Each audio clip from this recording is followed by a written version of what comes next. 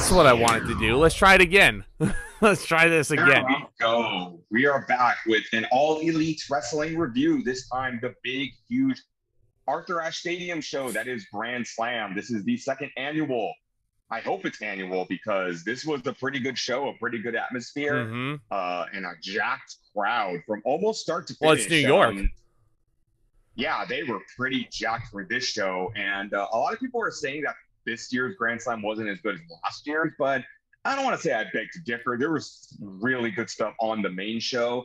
Rampage, maybe not so much. I have a bone to pick for Rampage. And Rampage in general, Tony Khan just loves giving out the content. And that's not necessarily a bad thing. Or like my biggest issue, and not just mine. I feel like a lot of wrestling fans echo this sentiment. You know, Tony Khan, sometimes you got to chill out. You got to chill out with how many matches you book on these shows. Because, you know, the biggest, like, I want to say gripe like AEW fans have is that they were just so tired by like the latter half of the show. And, you know, I was listening to some podcasts. I can even tell when Rampage started. When Rampage started and this opening match came on for Rampage, like, this crowd was beat.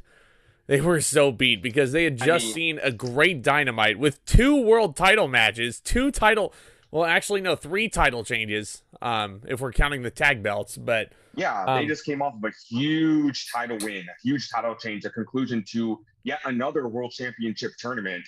And, you know, and then you go into the next match, which did get really good crowd reactions. But we'll be getting into all of that soon enough. We are, you know, excited to be looking at another AEW show.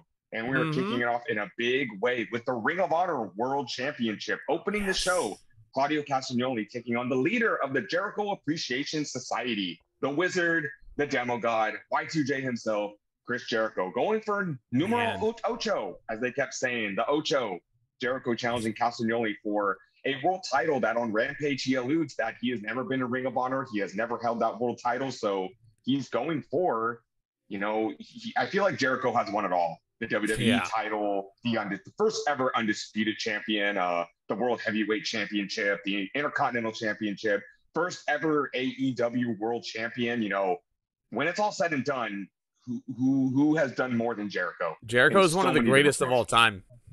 He's a locker room leader for this organization, and he's 53 years old and still working at a high quality, which I can't help but respect. He's a stubborn mule, a stubborn workhorse. He's not looking to hang it up anytime soon. And for better or for worse, I know Jericho is kind of in, you know, he's at the stage of his career where not everything he pulls off is a banger, but, you know, he's still putting in the work. And of course, Claudio Castagnioli, the Ring of Honor original, making his way back to AEW as of this summer. Castagnioli won the Ring of Honor world title at Death Before Dishonor this past July, defeating Jonathan Gresham, and he has been holding the banner. He's been, you know, raising that flag for Ring of Honor as a part of the Blackpool Combat Club. Mainly his first ever world championship, too, which is just egregious. Yeah, like, not only in WWE, you know, in his earlier runs with like the Chikara and with the Ring of Honor back in the day, you wonder, why did they never put the strap on this guy? Pound for pound, one of the strongest wrestlers in professional wrestling history. And the first thing I want to point out about this show, Mark Henry, eat your heart out. I think Claudio's the new world's strongest man. Exactly. But this crowd, people, the one thing I appreciate is that the stage looked more like an original AEW show. I will admit, I'm not a huge fan of the current stage for AEW. I much prefer, like, you know, those nice plexiglass ramps that don't even go downward. They go straight to the ring and more of an aisleway. The original Double or Nothing comes to mind. One of the earlier AEW pay-per-views come to mind. You know, I will admit, it's just been across all of wrestling, they've gotten really lazy with their sets. Like, you know, I miss the days of creativity. You know, it's not just a WWE thing. It's all across wrestling. You know, it's gotten more to the point where I appreciate the look of smaller indie feds because of the more enclosed, the darker arenas, and more than, you know, these big flashy sets that aren't even that flashy. They're bland. You know, we talked about it on a retrospective. They're just LED screens. That's all they are. Like, they have like the wrestler graphics come up, and like, gone are the days of freaking taxi cabs in the rafters of Madison Square Garden. Gone are the days of just complete total wreckage on the set of Armageddon. Gone are the days of a big pair of snake-eyed dice on the set of Vengeance 2005, which was very odd, but it is what it is. Gone are the days of swinging blades for Backlash. Gone are the days of the giant double S for SummerSlam. Or how could I even forget that?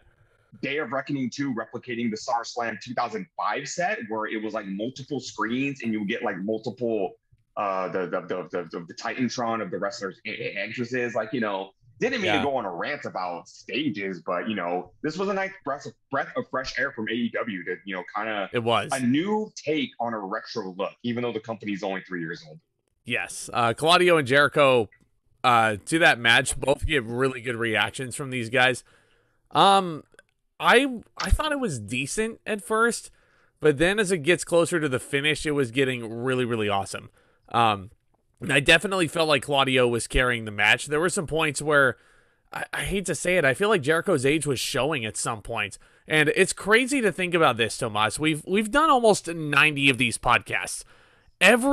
Almost every single one has featured a Chris Jericho match in some form, which is just crazy to think about. His longevity in the business from, his early days in Mexico and Japan and Canada in the 90s, WCW in the later 90s, him becoming the first ever undisputed champion.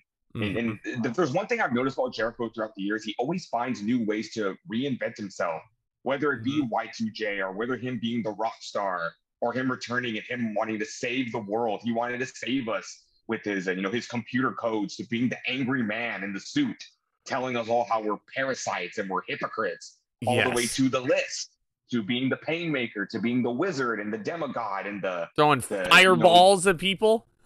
Exactly. Like, Jericho just finds new ways to reinvent himself. Like, I feel like he's gone through several different gimmick changes in AEW, just slightly tweaking his character just to remain relevant. And again, his longevity in the company is absolutely amazing. And even in this match, he's pulling out stuff like reversing a top rope Ricola bomb into a Hurricane Rana. Like, what other 50-year-olds do that can do that? That was the best fucking spot of the match, dude. I fucking love that. That was the point where I was like, okay, this match is going to get freaking great. Claudio, of course, is over like a mother. This crowd, like, every crowd should love Claudio, like, everywhere. He is just one of the best baby faces I think I've ever seen. Claudio goes for the giant swing. Jericho, of course, is taking like 18 rotations right into the sharpshooter, which is always one of my favorite transitions into one. But this is where it gets interesting, because this is the Ring of Honor world title. The referee gets distracted somehow, and Jericho hits Claudio with the low blow. And I see it coming from a mile away. Jericho runs the ropes, hits the Judas effect, and pins him. Chris Jericho is the Ring of Honor World Champion in 2022. What the hell is wrestling? What happened? Absolutely crazy. You go back to like 2004 Ring of Honor, 2005 Ring of Honor, you see like Christian Cage and Matt Hardy in the company, and it seems so weird. And here we are in 2022. Chris Jericho is holding their world championship. A mixed bag, as I feel. First of all, I'm surprised. I'm really surprised that Jericho ended up winning the world title. I feel like this was going to be just Jericho putting over Claudio Castagnoli. But at the same time, the Blackpool Combat Club basically defeated the Jericho Appreciation Society to get to the finals of the world title. So I feel like it was time for JAS to get one over BBC.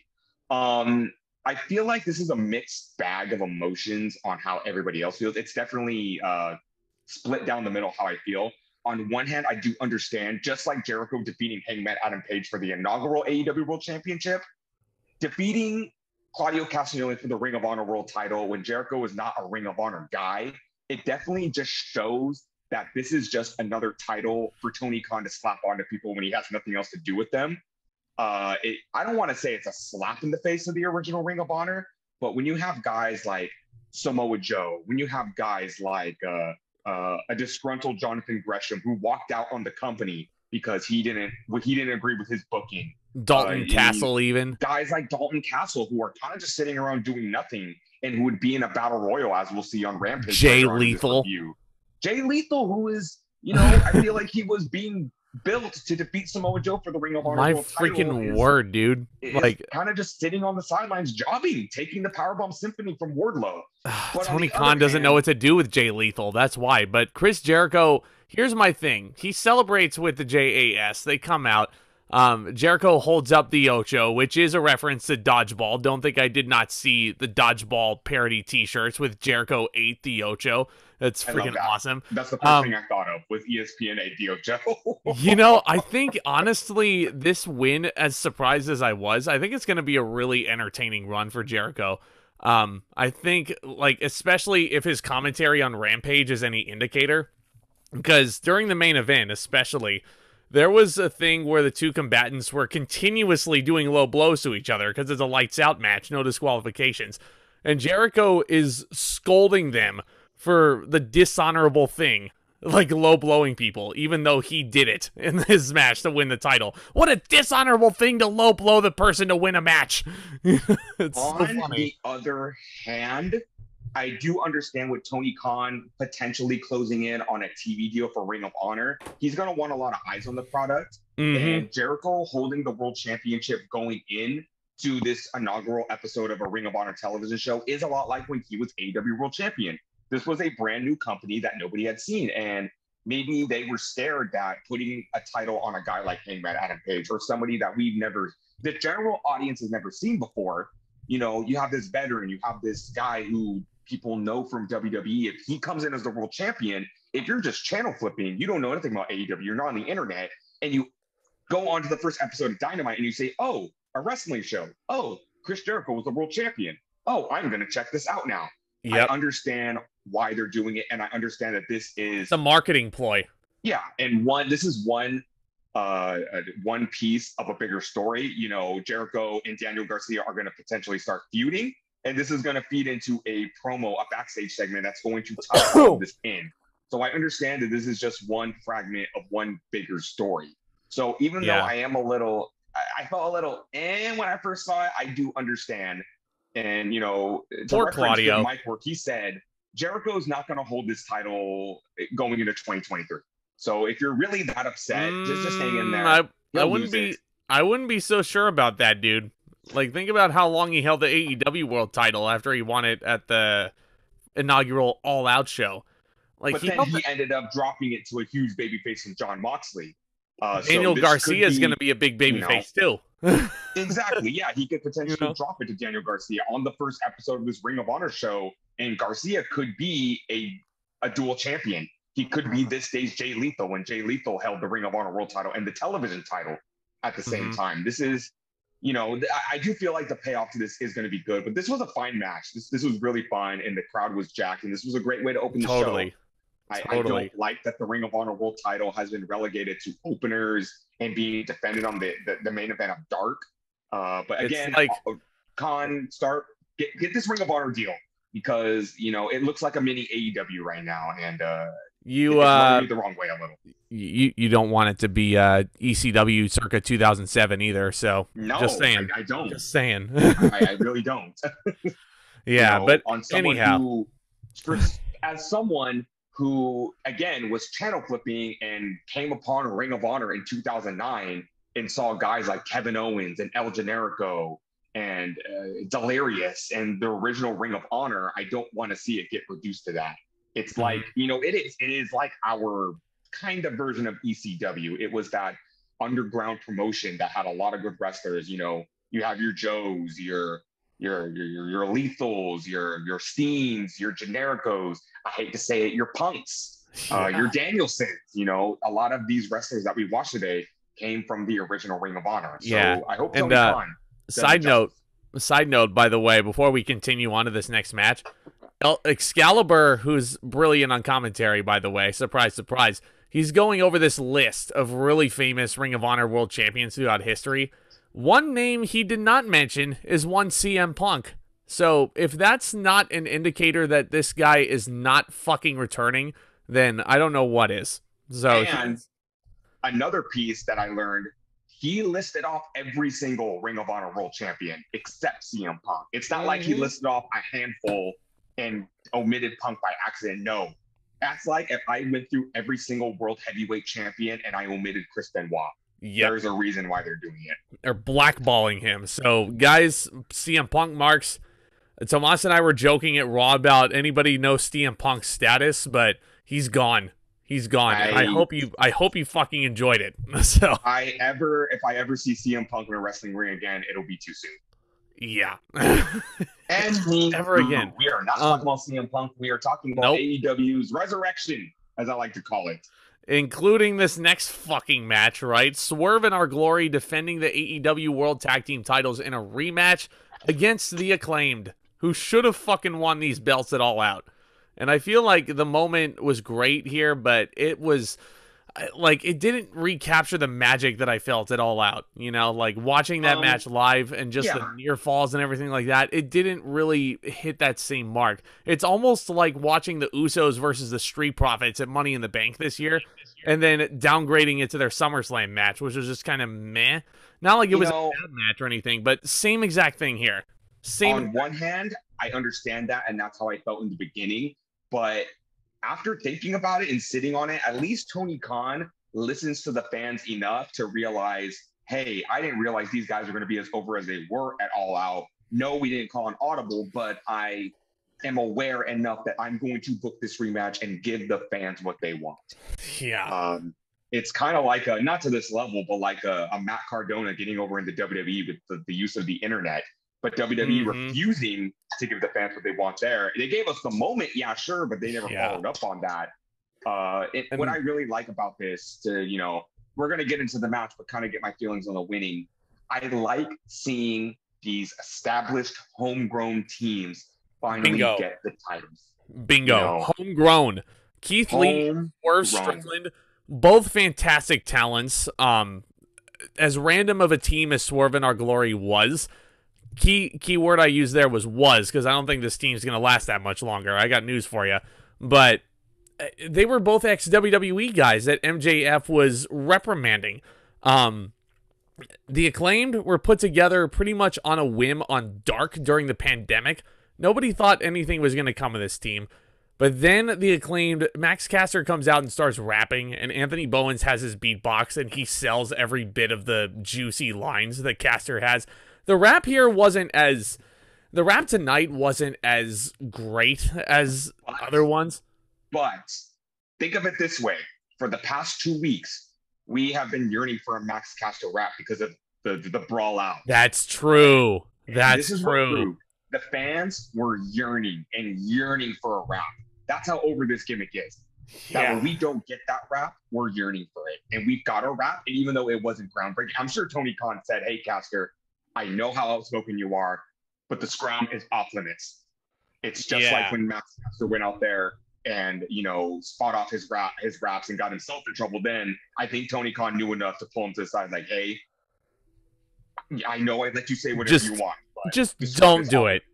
Just don't do it. Please, for my sake, I'm asking you this as a personal favor. Please don't do it. Just don't do it. So I think that's why they put it off for the next couple weeks. And this team had, had the I don't know what I'm looking for, but it could have been like the Street Profit dynamic that I talked about. Yeah. Everybody loves Montez Ford, but I say it always: don't sleep on Dawkins. Don't sleep on Bowens. Bowens was able to grow out of that phase, and Bowens is just as entertaining, if not maybe even more entertaining than Caster. This guy is just the epitome of charisma. He has so much energy. He's athletic as hell. He's fun on the mic. This is just two people on a team that they're just as good as one another, and they make each other better. And it's a match made in heaven, guys. A good tag team. And you know me, I love me some tag teams. Oh yeah, tag team wrestling. Tag team versus a thrown together team. Yes, I am calling Keith Lee and Swerve Strickland a thrown together team, and that's what they are. It's not like Rob Van Dam and Booker T. Not that bad, but it's a random team. Or Hulk Hogan and Edge. Anywho, one dynamic I noticed in this match right away is that even though Lee and Strickland are the heels in this match, I don't think Keith Lee is a heel. I know he embraced it. He's a tweener. But at the same time, throughout this match, you see it in Lee's body language. You see it in his actions. Lee is kind of, he's trying to keep the peace. Strickland is an amazing heel. He is a natural heel. And when he would do some shit, wants nothing to do with the Acclaimed, and Keith Lee is trying to keep it all about respect. Yeah, Swerve Lee's backing off Strickland, and he's saying like, hey, man, no, we're not going to do it like this. So I like this dynamic, and we see at the end of this match, we see where this is going, and I can't wait for it. But I kind of like that because as fun as an idea as a heel Keith Lee would be, he's just such an organic babyface. And he said that in an interview. The crowd loves Keith Lee too much too. So like, he's such an organic babyface that he's never worked heel before in his career. He's a big teddy bear. He's a big teddy bear. We can't boo this guy. Like, he's a deer. He said he was a deer in the headlights when people started booing him. Mm-hmm. So I'm glad that we're not just going to get forced heel Keith Lee, because I'm sure he would work well with it. That definitely would have a shelf life. And as we'll get on to the end of this match, we see where this is going. Yeah, and getting towards the end, because it's a really well-worked match. It's not as good as the match that was on pay-per-view, but a big factor was Daddy Ass at ringside. He is getting in, like, this dude. I was talking about dudes that haven't really aged, like Bobby Lashley, anything like that. Timeless people, Shelton Benjamin. Billy Gunn is still ripped, but he's showing some age here, man. Goes in there, looks like he just came out of the tanning booth. He's like squaring up to Swerve, like they're about to have their own match on the outside. Hits Swerve with the Fame Asser, throws him back in the ring, Daddy Ass, and the Acclaimed hit their finisher, and the crowd fucking erupts when the referee counts 3, and it crowns the Acclaimed the new tag team champions of the world. So happy for these guys. This is probably the most organic babyface moment, in my opinion, in AEW history. You think so? I knew, way back, you talk about the days of Daily's Place. And I remember the Acclaim were starting to pick up some steam. They were starting to gain some momentum.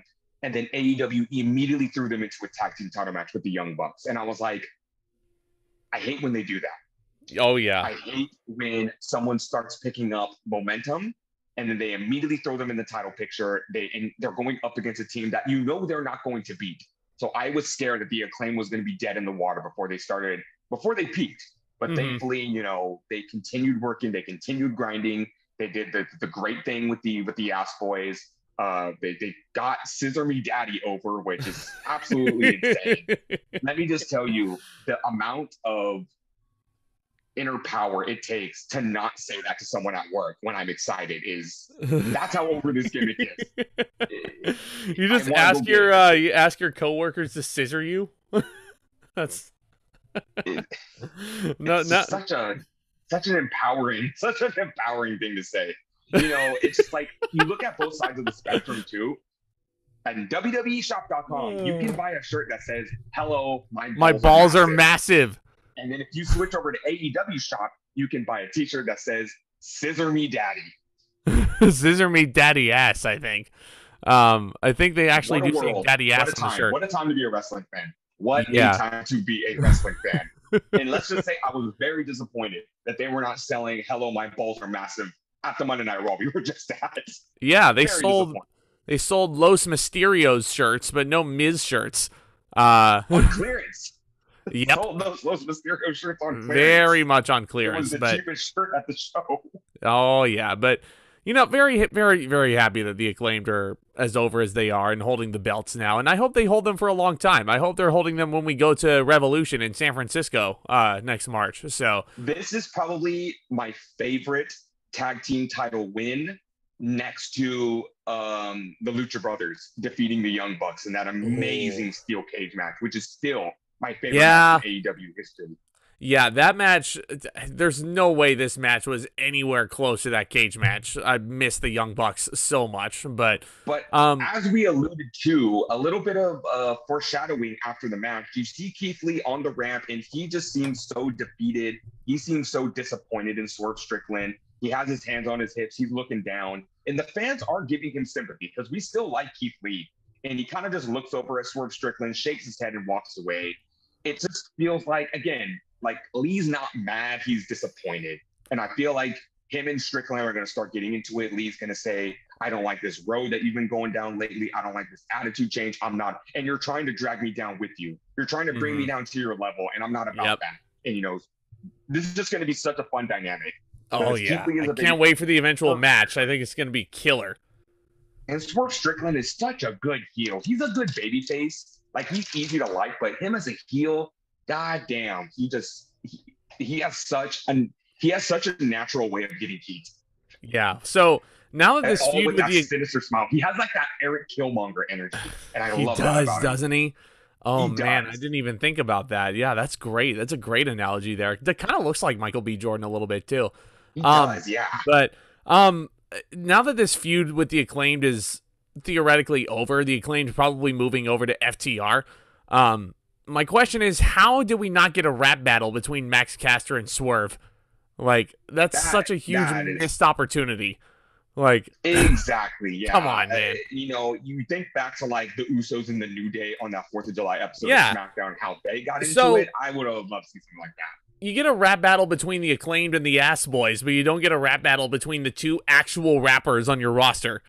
Like, crazy when you think about it. Yeah. And speaking of rappers, there was a lot of rappers at this show tonight. Like, there was like a good handful of them. So rappers love wrestling. That's what I've noticed over the years, being a fan and a wrestling fan. Action Bronson's there. He's in a match. West Side Gun is there.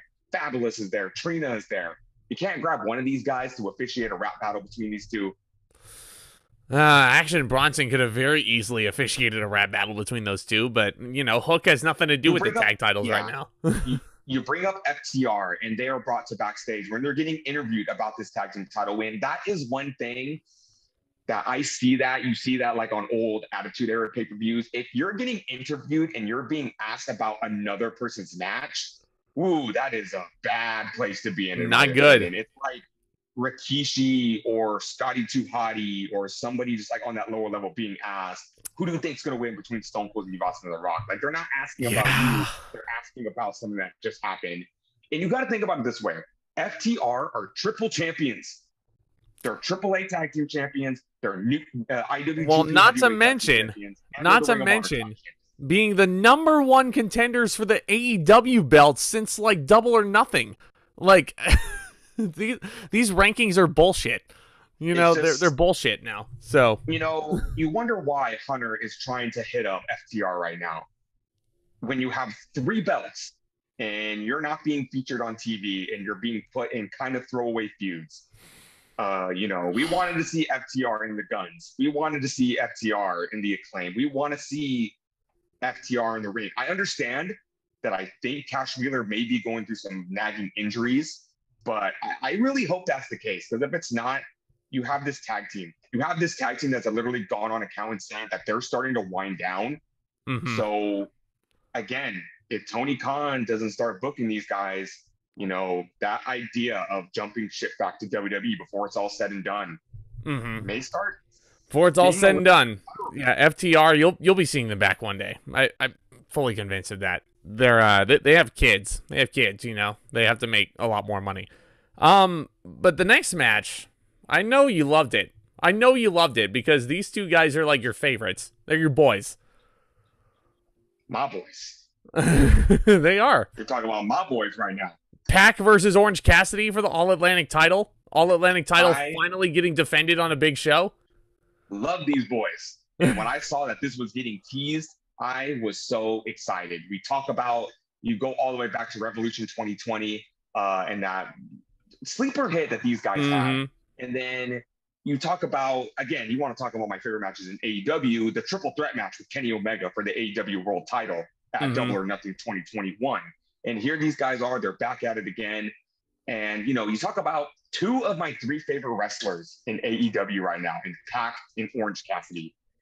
You know, I know Pac has been working babyface, but he's got to work heel. Like, these guys are yin and yang when it comes to that stuff. And even though this probably wasn't, I would rank this a lower when it comes to their matches. This was still very entertaining. Pac is immediately just aggravated that Orange Cassidy is trying to do his bit. And Cassidy, here's the thing, I like this dynamic a lot. Cassidy and Pac know each other so well. Let me stop you right there real quick. let me stop you right there, because Pac is just baffled by Orange Cassidy's whole gimmick. Like, you've known this guy for 2 years now.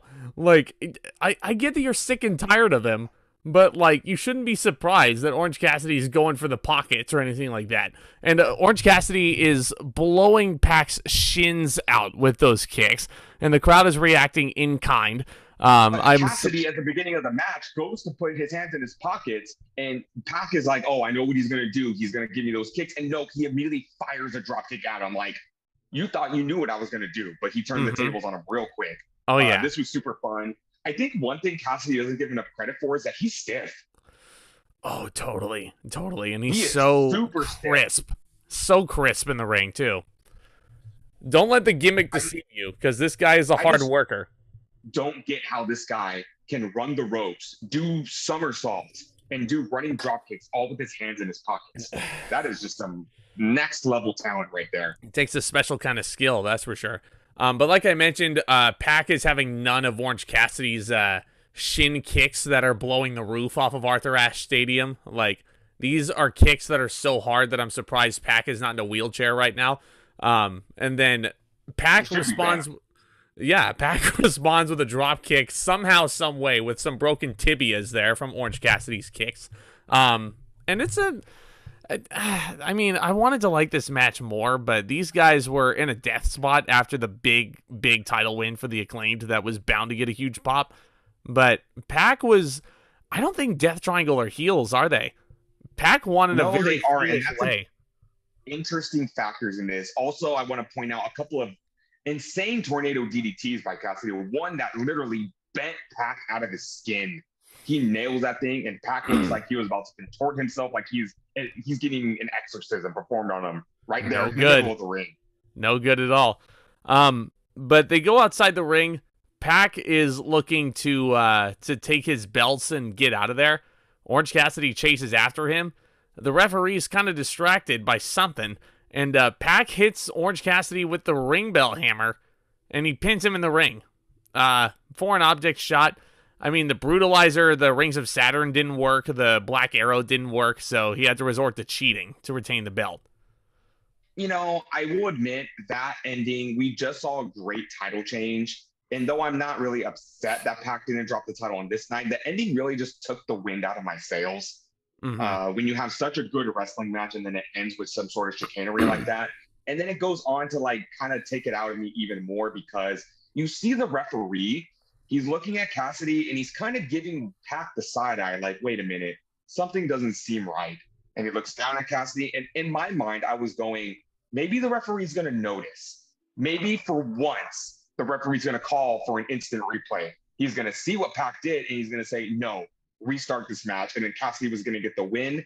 You know, we don't see that a lot in wrestling, and I don't want to see it done to death, but, you know, every now and then, you know, they randomly did it at Extreme Rules 2013, I think it was, between Alberto and Jake Hager. They did. That I Quit match. They legit did an MLB instant replay. But, you know, I feel like they could integrate that into a match like this where it would be more satisfying. And I know they're kind of doing an angle with the referees right now to make it like more kayfabe, like Tony Khan telling his senior official, hey, you've been doing great, but you need to start tightening it up. And they do that in Rampage, but it's just, again, it would have been a little nice just for the referee to not look like an incompetent jackass for once. Just something's not right, looks at the replay, because, you know, the replay is playing in front of the referee after every single match. Oh, yeah. You know, with some common sense, he would look up and say, hey, Pac hit Cassidy with that hammer. Nuh-uh, get back in the ring. We're restarting this. Oh, I see what you're saying. I was thinking that the ref was going to restart the match, but nope. They could have pulled a classic Survivor Series 2002 style show here with Dynamite, where every title match has a new champion crowned, but that was not the case here. Pac walks out still a double champion in a fine match with Orange Cassidy. They've certainly had better outings together, though, in this. You know, but I'm kind of tired of Orange Cassidy being the lovable loser.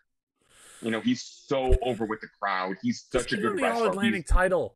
Again, Tony Khan doesn't know what to do with it. You can't throw this guy a bone. Like, I get it. He can't be world champion, but I fucked out. I do think Cassidy can be world champion. You can't throw this kid a bone. You know, I feel like every single big feud, I feel like he hasn't won a big feud since Chris Jericho. And I know I'm probably wrong.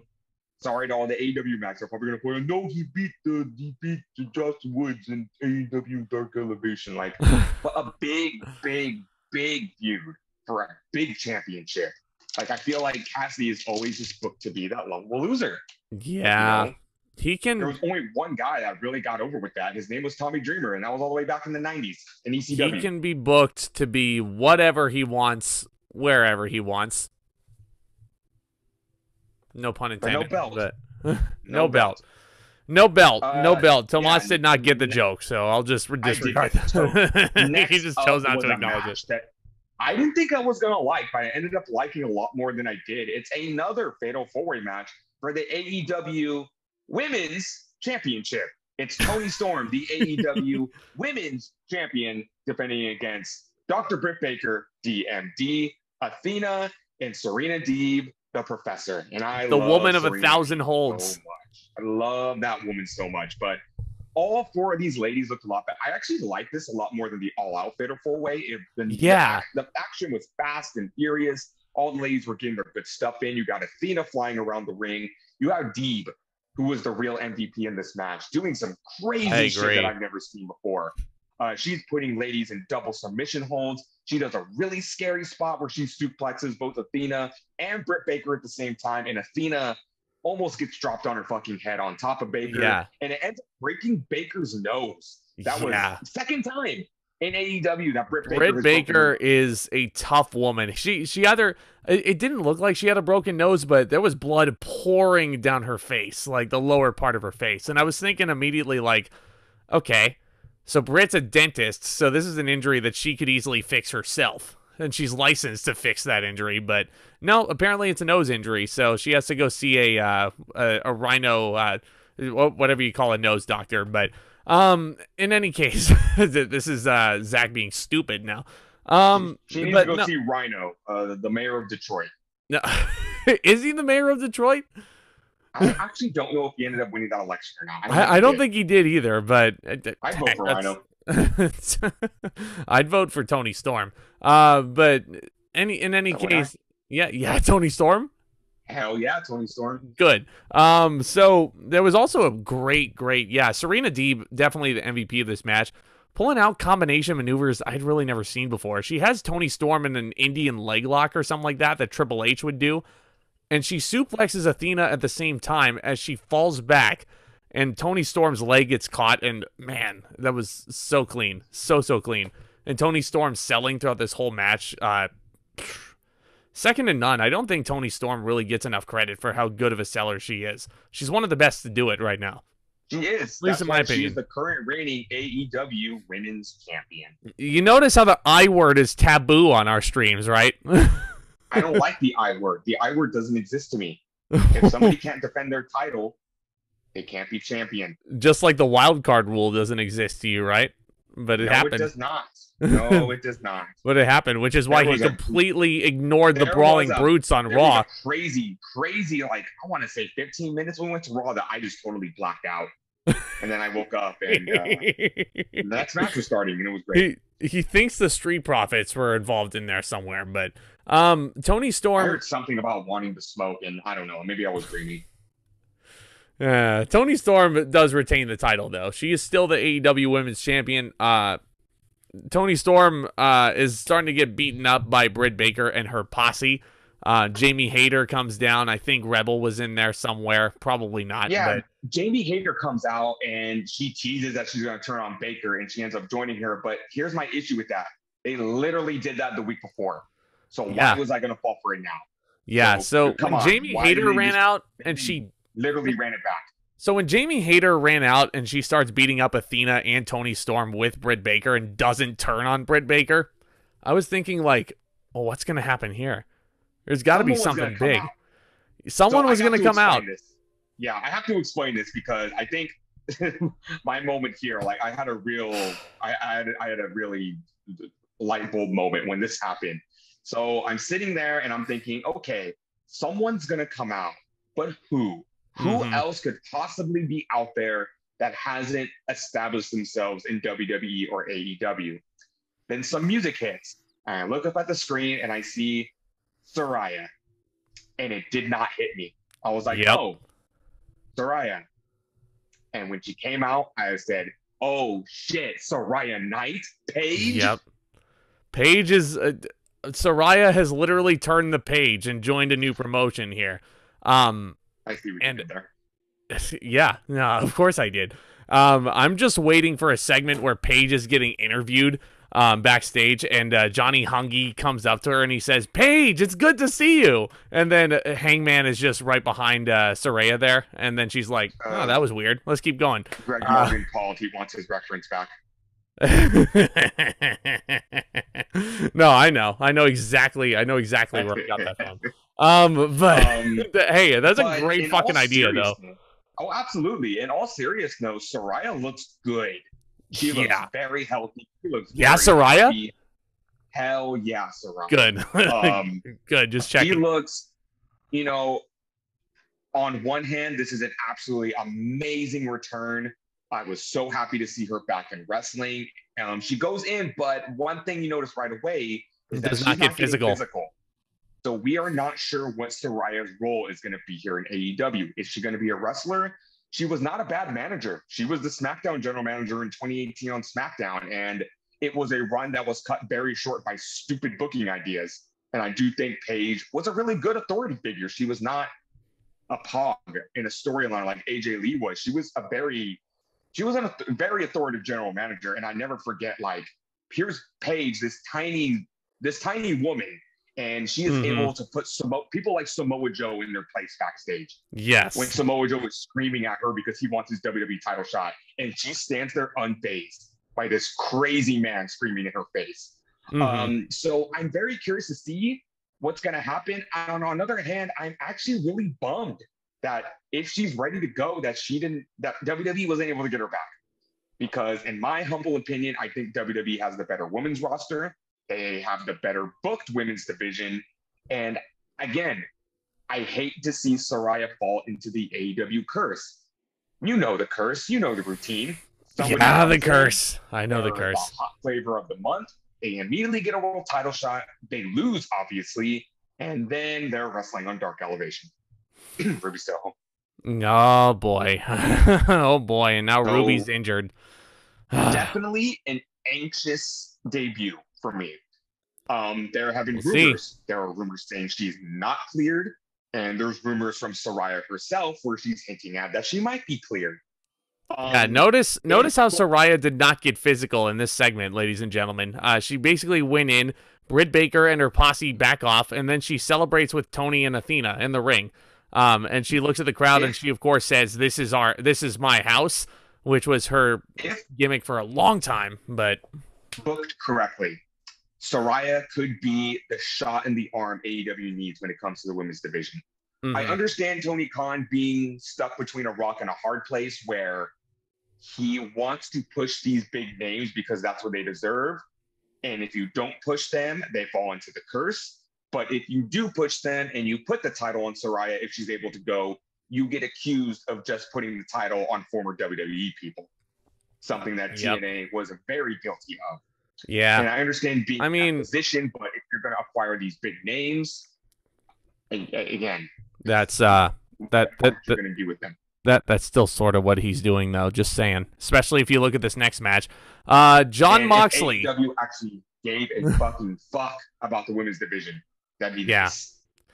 They would, but it looks like Saraya's here to stay. But next up, main event of Grand Slam Dynamite, John Moxley versus Bryan Danielson in the finals of the Grand Slam Tournament of Champions to crown an undisputed AEW World Champion once and for all.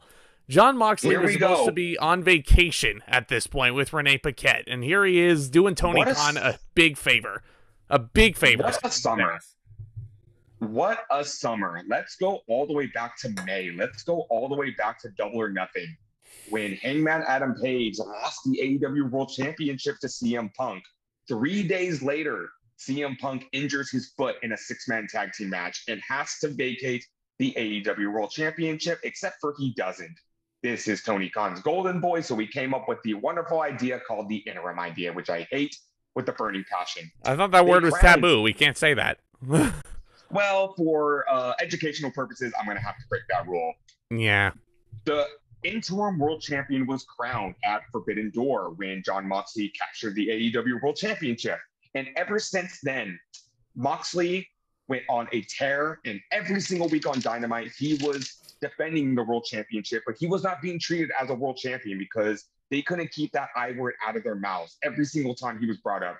Oh, remember, he's not the real world champion. Remember, he's not the world champion. He's opening Dynamites. He's opening Rampages, defending the most prestigious title in AEW history. And the summer of Punk turned into the summer of Mox. Let's fast forward to when CM Punk returned a few weeks before All Out this past August. And I love Moxley's mannerisms in this because he went on the mic and said, Punk, you've been sitting on the sidelines while I have been defending the championship every single week, and I'll be damned if you're just going to walk in and take this title back. We get the controversial match on AEW a week and a half before All Out, where Moxley straight up squashes CM Punk to retain the AEW World Championship. He sure does. And once we think we're out of the woods, Punk gets another rematch at All Out where he takes back the AEW World Championship. We've talked about the scrum. And then Brawl Out happens. Goodbye, Punk. Apparently gets injured again in All Out in the match against Moxley. So he has to be stripped of the world title for real this time. It is put back on the line in a tournament. And here we are. What a fucking journey. Yeah, what a freaking whirlwind. Anybody take notes during that whole background here? Because yeah, I sure wasn't. Yeah, so CM Punk, unfortunately, like the humanitarian in me, he tore his triceps, which is not a fun injury at all. And I hope he recovers, but I don't want to see him in a wrestling ring again. He's injury prone. No. We're not talking about him. It's Moxley, Danielson, Blackpool Combat Club colliding here. But it's more so. This is a rematch. It's a rematch from a fucking awesome match from Revolution this past year. It was so good. So I was very, very curious to see what they were going to do with a sequel. I think this match was better. You think so? This was great. This was great. It was 20 minutes. It was technical. Moxley and Danielson were doing stuff that I've never seen before.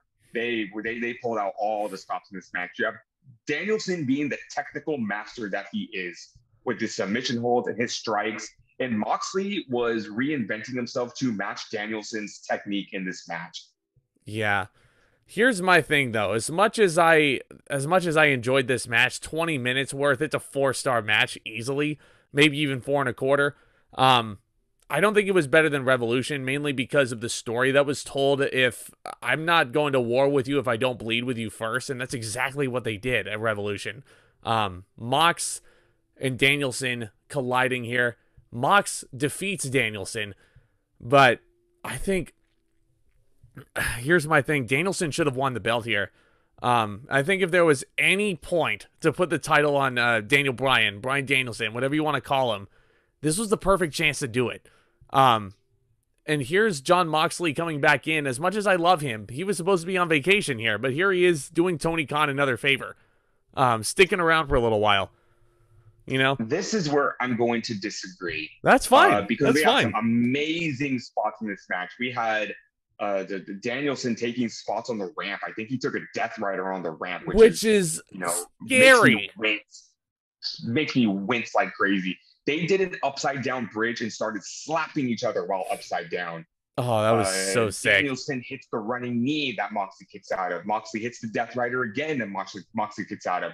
And then Moxley is able to lock on a submission hold and Danielson passes out. And that's how Moxley wins the AEW World Championship. On one hand, I totally understand that if there was a moment to finally put the world title on Bryan Danielson, it was now. But how do you not reward Moxley after he basically has been carrying the company on his back for the past 6 months? Hell, that's people fair. Are saying that Moxley has been carrying the company on his back since day one. Oh yeah, he was there on like the second episode of Dynamite, or maybe even the first. Moxley's the face of the promotion.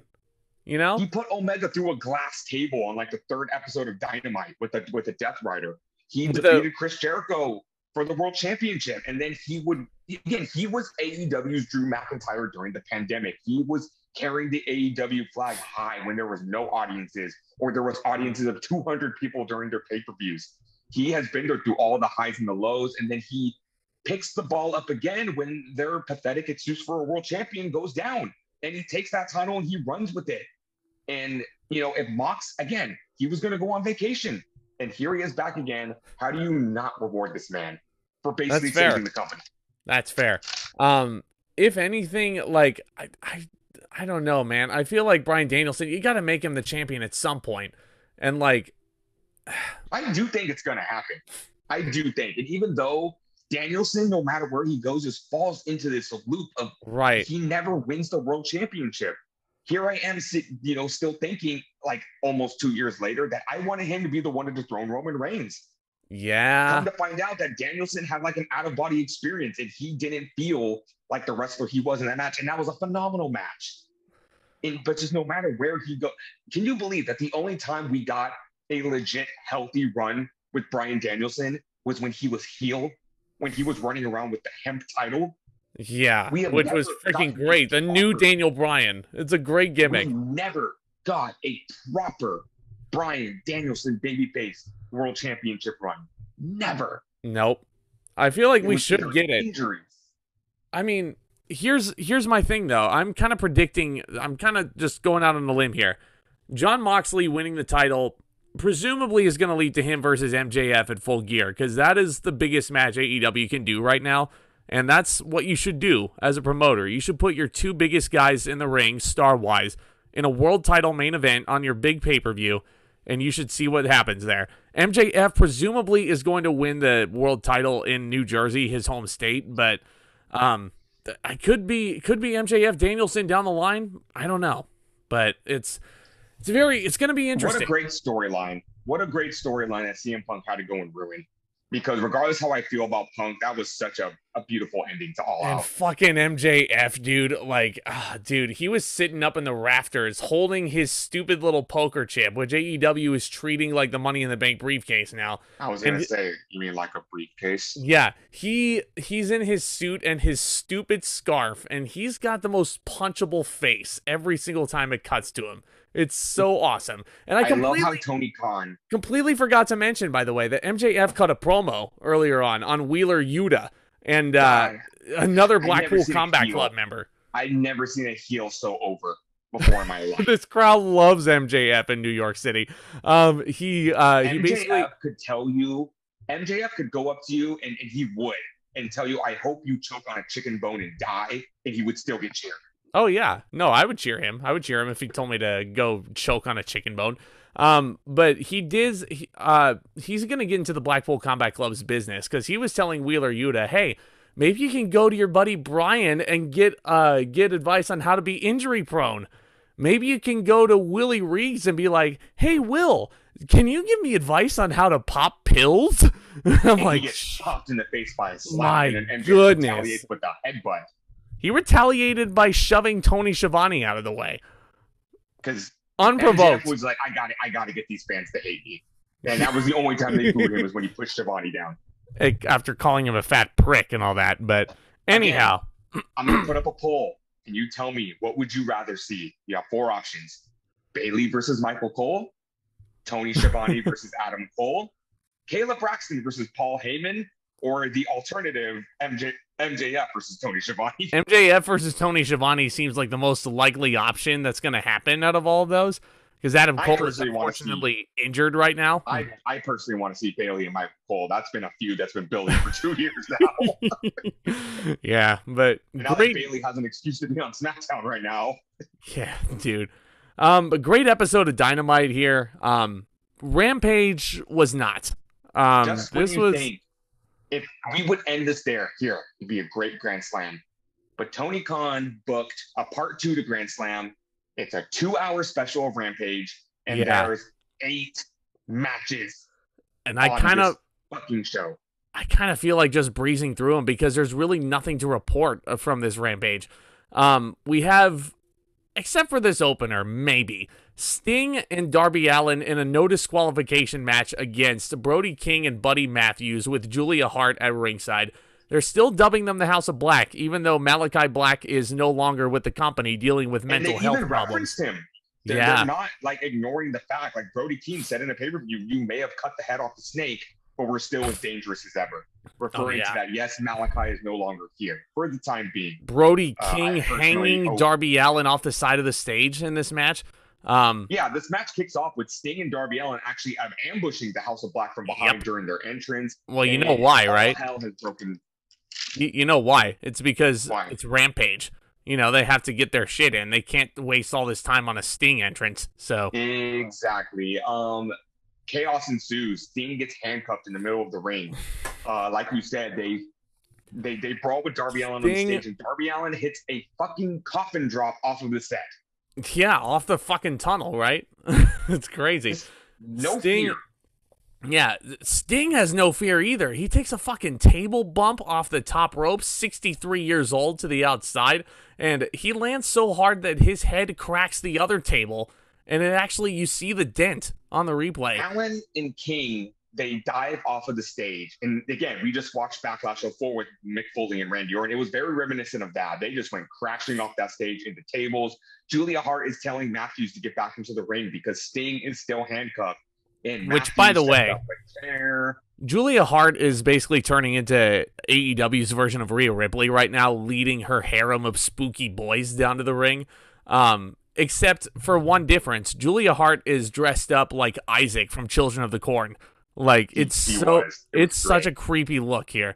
And I saw a meme on Twitter that said, "Finally, Sting is wrestling The Undertaker," and it's Julia Hart on his back. And I'm like, you fucking bastards. So fucking bastards. Oh my God, I hate to be a sourpuss. I really hate to be a sourpuss, but this is where the match literally turns sour for me. So Matthews grabs the bat. He goes into the ring. He sets up a chair. He puts Sting on the chair. He sets up to hit Sting with the baseball bat. The lights go out, and we get the Great Muda. We sure do. Was pretty crazy, I will say. All respect for Muda. He's on his retirement run finally. He's going to have his last match in February in the Tokyo Dome. And Muda makes his way down to the ring. But let me put this into hindsight. You have jacked juggernaut Buddy Matthews standing in the ring with a baseball bat and with Sting handcuffed to a chair. And you have two senior citizens wearing clown makeup. Yeah. And they fucking punk Matthews. They sure he gets sprayed in the face with a mist. Sting breaks out of the chair. He hits the Scorpion Death Drop, and he pins Buddy Matthews clean in the middle. Embraces his old rival in the middle of the ring, which was a cool moment, but like... So fucking tired of Sting pinning people in AEW. I am so tired of it. Well... He's been in this company for 2 years. I mean... He's punking every single person he gets in the ring with. Well, I mean, it's not a... Never mind, I'm not going to make that joke, but... so Sting... I mean, Tony Khan must have listened to us like 7 years ago when we were like, "Oh, why did Sting take the pin from Papa H? Why did he do that?" Well, because Triple H was the younger talent. Sting was putting him over. We should have known better. I would get it if Sting was in there with like Christian Cage or Paul White, which that would be such a weird visual in 2022. Right? Or if he was in there with more of a seasoned veteran, but these are young guys that don't get TV time a lot. Yeah. And Sting is tapping them out clean in the middle of the ring. And he's pinning them. I'm kind of over it. Call me a sourpuss all you want. I'm just over it. Yeah, as cool moments. To see Sting, I love Sting to death, but like he doesn't need to be pinning Buddy Matthews in 2022. Like House of Black has just been, oh my God, they've just been reduced. They look like chumps now. Like, they do. Just split Brody them King's up. a fucking monster. Buddy Matthews is a fucking juggernaut. He's the best kept secret, you know? I don't get what's so hard about this. Wrestling does not have to be made this hard, point being. But I know I'm in the minority, and I know I'm probably being a sourpuss, but I just can't help but think of this every time Sting wrestles. No. I have fun watching Sting, but if he lost here and there, I would be singing a different tune. But it's been 2 years. He always wins. And he always fucking wins. Well, even Goldberg has lost like the past 4 matches he's been in. I mean, that's what Sting at least isn't competing for the world title or anything like that. If that was the case. That, but my God. My God. Oh, we forgot to talk about the other scary bump in this match. When Sting fucking Julia Hart bumped off the apron. Julia Hart off the apron. She missed the table and her head smacked against the cement. Like a bastard. I hope she's okay. Yeah, I hope she's okay and she can go back to leading her cult out in the cornfield. But anyway, Julia Hart. If Julia Hart and Rhea Ripley had me handcuffed to a chair, no, my dreams, I could die happy right then and there. Well, Dominic Mysterio is living the dream right now, but he is. So next up, the tag team matches just keep on coming on this Rampage. Next up is 2.0 versus Hook, the FTW champion, and Action Bronson. Yep, he is a rapper who is a huge wrestling fan. He performs the song that Hook comes out to in the ring. Yeah. And I'm just going to say this now. This is another overplayed trope in wrestling. Hey. The celebrity that always gets the win over the seasoned wrestlers. By the way, I didn't know I didn't know Bray Wyatt could rap either. I heard that comparison. I think he looks more like there was another wrestler. I can't remember. But Bam Bam Bigelow, maybe? Bigelow, he looks like Bigelow. He looked like somebody else. Which is ironic. It's ironic me saying that because Bam Bam Bigelow lookalike teaming with Taz's son now. Iconic ECW feud over the TV title, but I mean, there's nothing really to say about this match. 2.0 Hook takes the heat. The 2.0 works their stuff. Bronson gets in there and he didn't look bad, but I'm kind of tired of saying that. I've said that a lot in the past 2 years. Oh, this celebrity didn't look bad. That's another thing I'm tired. I'm kind of tired of the celebrities getting the wins over the wrestlers. Yeah, he's yes, Bad Bunny was good. Yes, Logan Paul was good. Yes, Shaquille O'Neal didn't look bad, but I'm over it. At least if this were Vince McMahon, after this, Action Bronson would be getting an undisputed title match in Saudi Arabia. But oh no, Triple H is doing that. Yeah. I hope Roman Reigns fucking kills Logan Paul over there. But just, again, like you look at it in a kayfabe perspective. Why should this celebrity that's never stepped foot in a ring before get the win over trained professionals? He shouldn't be. It's just, and I get it. Celebrities, a double red rum too. Celebrities in wrestling are a tale as old as time. What was the main event of WrestleMania 1? Mr. T Hogan versus Roddy Piper and Mr. Orndorff, or Paul Orndorff. Lawrence Taylor versus Bam Bam Bigelow. I get it's a staple, but I've been just seeing it a lot in the past couple of years, and I'm just so exhausted.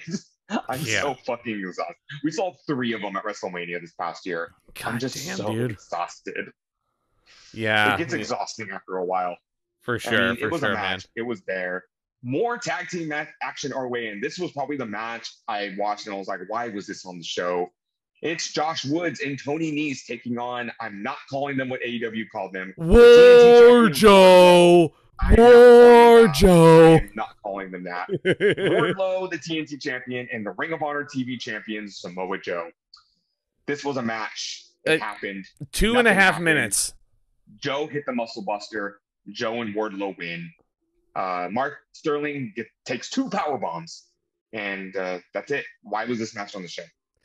Yeah, it was all about Mark Sterling basically avoiding the power bombs and all that, even though he wasn't even in the fucking match to begin with. Like, I said this about WrestleMania a few years ago before I went 2 nights, and now I'm saying this about AEW specials. Tony Khan, you don't have to book everybody. No, you don't need to have freaking. Wardlow could have taken the night off. Yeah, he could have, but he should be defending the TNT title on pay-per-view. But This next match actually was the best match on Rampage. It's Jungle Boy Jack Perry going up against Rey Fenix. There was pretty much no build for this match. It's just Jungle Boy trying to get his mojo back after Christian Cage fucking mugged him at All Out. Yeah, that's probably my only issue with this match. They kept billing it first time ever, but I'm like, you just announced this match out of nowhere. There was not even like a backstage confrontation where Fenix and Jungle Boy could have said, hey, we've been here since day one and we've never wrestled before. Right. Fuck it, let's do it. Yeah, but these two got 18 minutes together at the end of hour 1 of Rampage, which normally would have been the Mark Henry spot. What's that? This was great. It really was, wasn't it? Yeah, these two were pulling out all the stops here, and they had instant chemistry. If they work together more one-on-one, even in tags, Lucha Bros and the Jurassic Express, if they decide to reunite those two, doesn't look like the case, but I'd like to see them work more. I'd like to see Jack Perry work Penta. I'd like to see him work Pac, It's He's working. They talked about this on commentary, how Jungle Boy got a big win against Jay Lethal, and if he beat Fenix, like, he's building the resume for himself. And again, it's like, these stars, they're being built so well, and it's like, but the minute they get into the ring with the Kenny Omega or somebody like that, they're gonna lose. Oh, so yeah. Like, Jungle Boy's a fucking star, and we need some gold around his waist. Yeah, put the world title on him. Fuck it. Build him up to the world title. Have him be the one to dethrone MJF. Screw it. Let's do it. Now that we're finally getting away from the CM Punks and all that shit, again, maybe we need to start focusing on our homegrown talent holding your world title. Like Jungle Boy. Who's been the undisputed Universal Champion for 2 years now in WWE. Homegrown talent. Homegrown boy. Yep. So Tribal Chief Roman Reigns. Yeah, and you will acknowledge that Jungle Boy is the next world champion or something like that. Please. But Jungle Boy rolls up Rey Fenix with an inside cradle. They do the handshake at the end. It's a solid match, the best one to come out of this episode of Rampage. But the plot doth thicken as Christian Cage and his worked everyone, Titantron, comes out. Luchasaurus, of course, sneaks up on Jungle Boy Jack Perry, hits him with the chokeslam. Christian Cage's right hand of destruction, really coming off like a 1998 style cane here, being Christian Cage's heavy. And Christian Cage is also injured, and he comes out with the sling, and he's basically saying, hey, you guys are loud and obnoxious, but please be quiet while I conduct my business in here. He basically tells Jungle Boy to stay out of his fucking head. Like, he can't... More and more, I am loving Christian Cage's role in AEW, because he really doesn't need to wrestle anymore. He's like AEW's Steve Jobs. Yeah, he can be such an asshole heel manager, getting this genuine... And there's Christian Cage, and we've talked about this in the retrospective, Christian Cage since day fucking one knew how to get heat. Mm-hmm. Oh, he sure did. He sure did. He knows how to just rub you the wrong way. Yeah, I've been begging for a Christian Cage heel turn in AEW for months, and it's living up to the hype. I'm loving what he's doing here. It's but very reminiscent. It's like a more aggressive version of the heel character he played in TNA. Little bit, yeah, except he has a better problem solver wrestler in there with him. But, and viewers, don't tell me that Luchasaurus is not Christian Cage's new problem solver here. You can call him his right hand of destruction all he wants, but he is the one that's putting Jungle Boy down. So while Christian Cage is injured, we're gonna get a Lucha Boy. I almost said Lucha Boy. Luchasaurus Jungle Boy match. Yeah, Luchasaurus Jungle Boy match at Revolution. Full gear probably, and then Thank you. Christian Cage. Revolution is the show we're going to. Again, crazy to think about. Yeah, well, I mean, it's not confirmed, but it's been reported that Revolution taking place in San Francisco, which I'm all for. Tomas and I will be there. Which is crazy to think about it that way. If anybody cares about us, if anybody cares about us enough at that point, we need to schedule like a meetup or something. Yeah. If we can gain enough traction by then. Mm-hmm.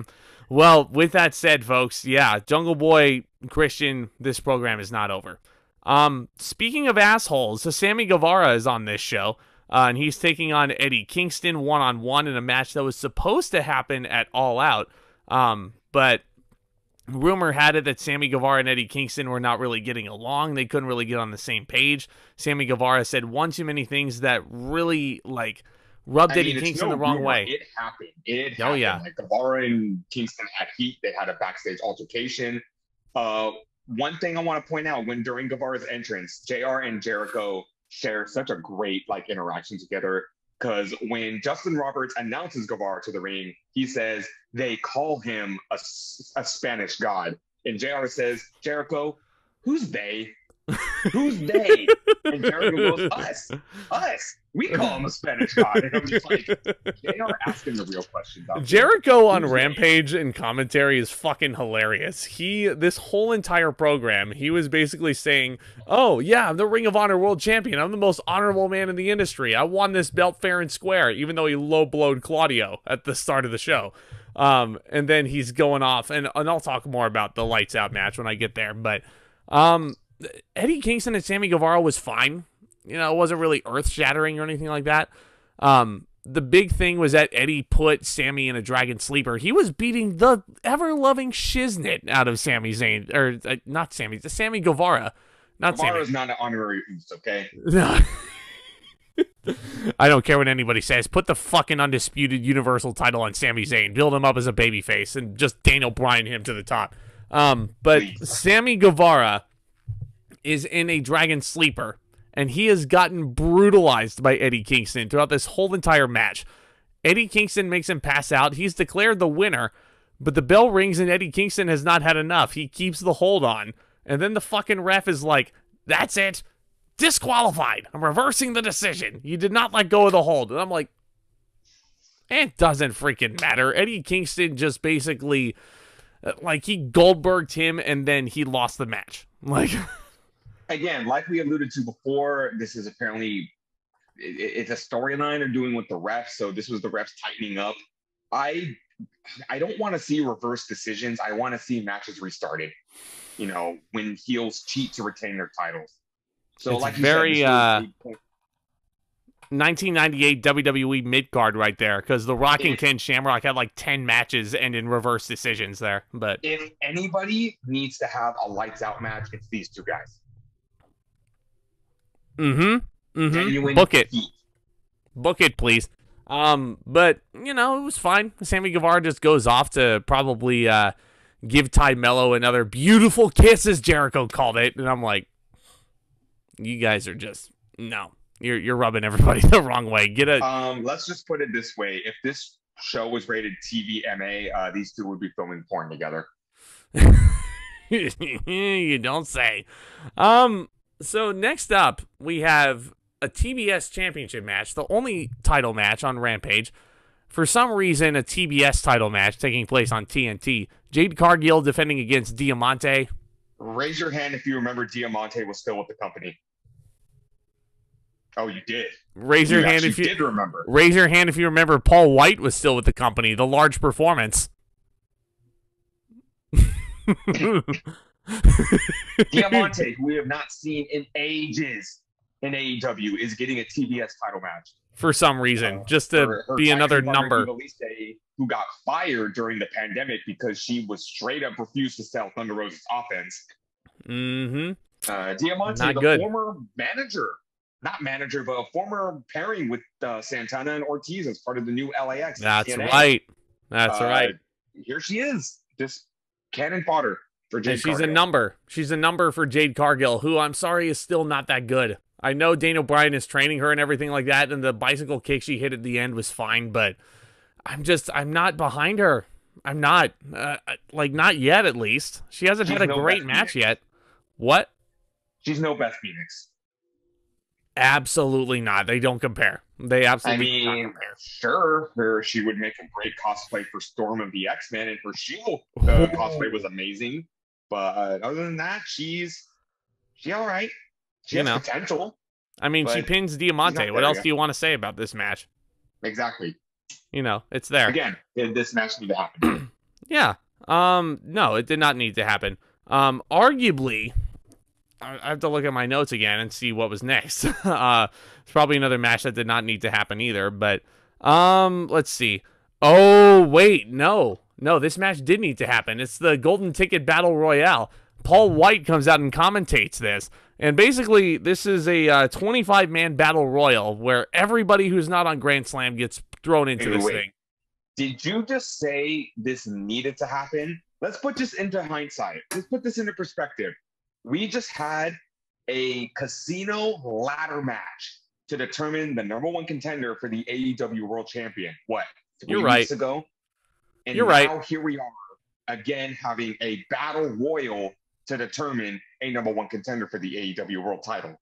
To determine a contender for Jon Moxley in his hometown, probably to be fed to Jon Moxley, but if it's your Hangman and Page.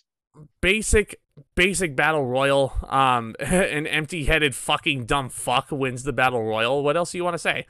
You know, I'm kidding. Eliminating Roosh, that's pretty impressive. I know.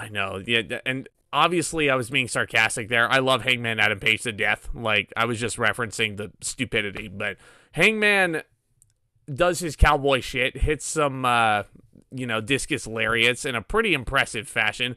You know, Lance Archer's in there. He's doing his dominant thing. Jay Lethal lasted very close to the end, which is a step in the right direction.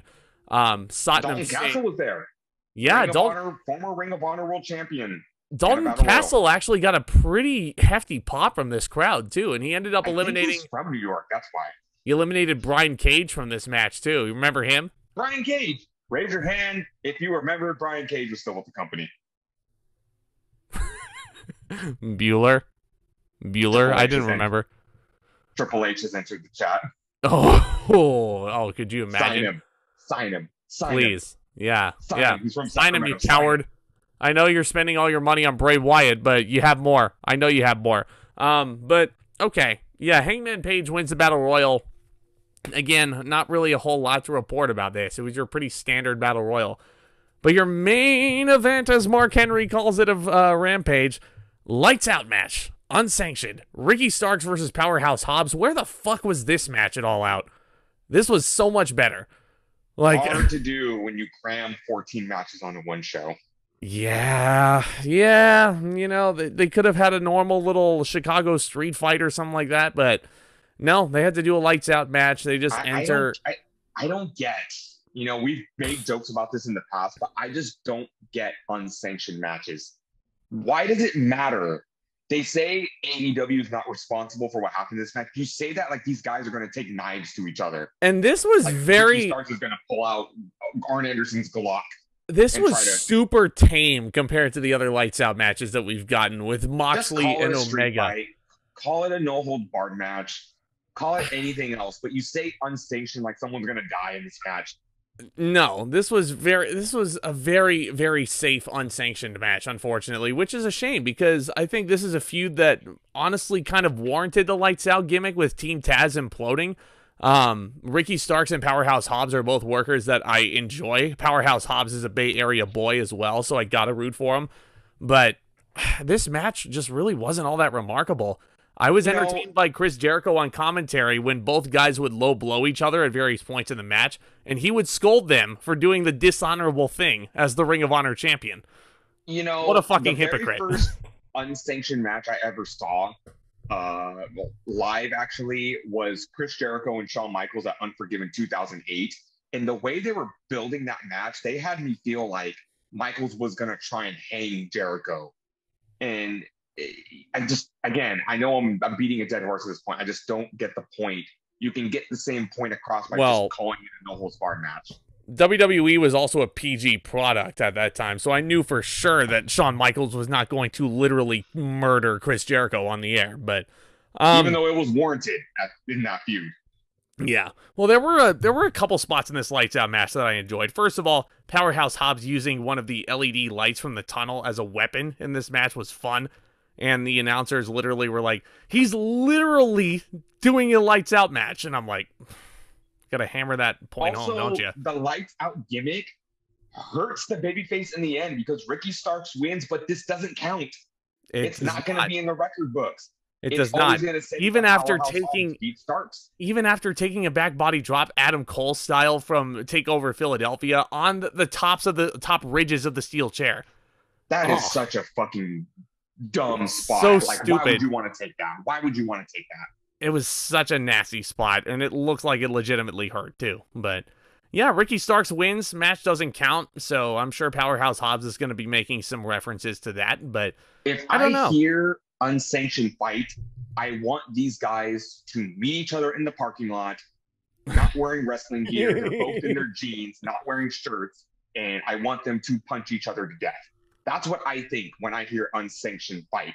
Yes. If AEW is not responsible, that means they say we acknowledge that these wrestlers are fighting in the parking lot and we're not going to do anything. We're not responsible. We're not going to send security after them. If they go out and they get into a car and they run each other over, then we're not responsible for that. I acknowledge you. What I think. I acknowledge you. There's no tribal chief in AEW. There can only be one. AEW Grand Slam. Great Dynamite. Rampage. The Rampage existed. I really, really enjoyed Dynamite. Definitely seek. You could skip Rampage. Skip Rampage. Yeah, seek out Dynamite for sure. Seek it out for the main event. Seek it out for the feel-good moment of the Acclaimed. And the opener with Jericho and Claudio is really good as well. So, guys, if you're new here, smash that subscribe button. Hit that notification bell as well if you want more fun wrestling content from the ZNT tandem here. You guys have voted, and it looks like we're going to be reviewing No Mercy 2000 in place of Crown Jewel. So that should be fun. We've, of course, got Extreme Rules coming up in, what is it, like about a week and a half now? And 2 weeks. We have some ideas for a Halloween show to look up because it is spooky month. We want to look at some classic Halloween havocs. If you have any ideas for some classic, stuff going on in October, we've had some good and some very bad WCW Halloween havocs that we're going to have a good time watching. Oh, yeah. It's going to be a lot of fun. We got Survivor Series War Games next month, which is an incredible announcement. But yeah, lots of fun wrestling stuff. I love it. I love it, guys. Love working with Tomas here. It's a great time always, but stay tuned for the next one, guys. Take care.